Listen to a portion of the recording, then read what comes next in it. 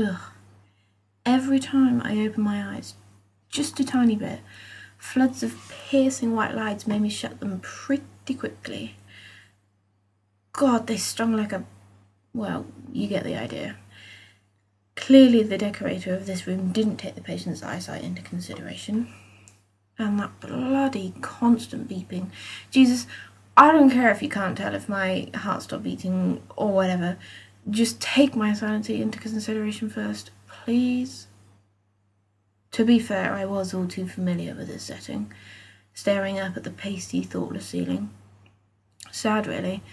That ceiling is probably the first or last thing some people ever see. And yet, it's probably been painted in about 5 minutes by some fat, grumpy builder with a giant roller, moaning because his arms are aching and that he shouldn't even have to do it in the first place because he's not a painter and decorator. Tough shit, I'd have said. My head, ugh, it felt as if it had been stuffed with scrunched up cardboard and then probably have had the same fat, grumpy builder jump on it a dozen or so times. No doubt moaning about something or other too.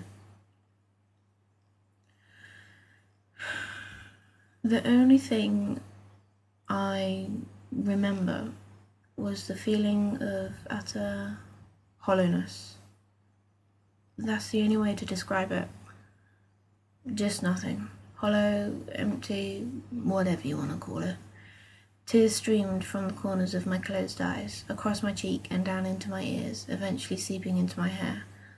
Why was I laying flat?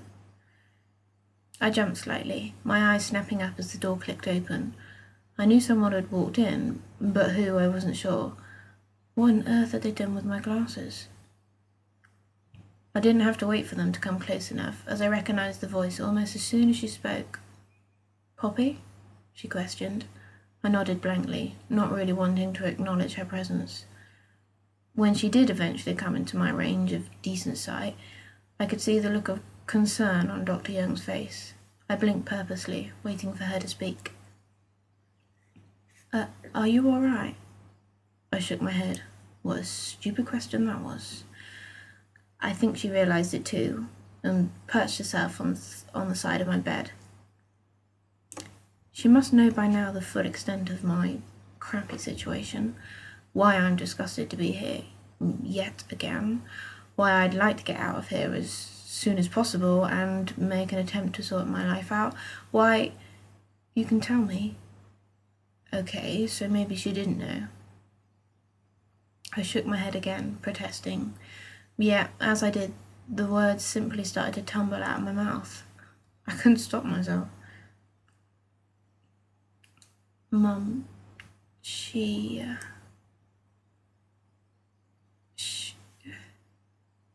was raped. Almost immediately I felt Dr. Young's hand on mine. I wanted to squirm and pull away, but I didn't have the energy, nor the will to even bother. Instead I found myself carrying on, digging the endless digging the endless hole I'd soon find myself buried in. Talk about stepping away from the shovel. She gave me away when I was just a few days old.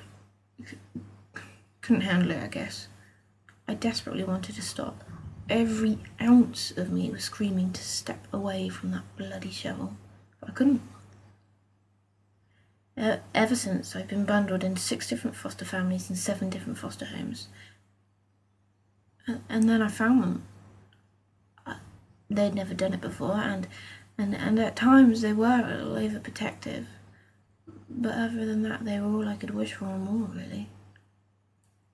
I was with them for 2 years. 2 years? That's a heck of a lot of time for someone like me. You know? It was with them that I decided that I wanted to be a doctor. Before then, I hadn't a clue. They supported me in every single step of the way.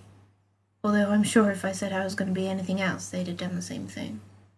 It was too perfect, really. Nothing ever lasts.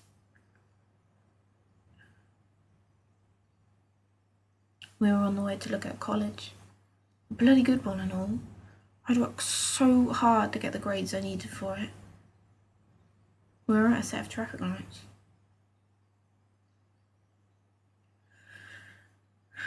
I got off lightly. Broken arm, broken wrist, fractured collarbone, severe whiplash, a nasty blow to the head, which now, as you already know, leads to me having epilepsy. I got off real lightly. Mum and Dad were both killed. Everybody says I was lucky. I don't feel lucky at all.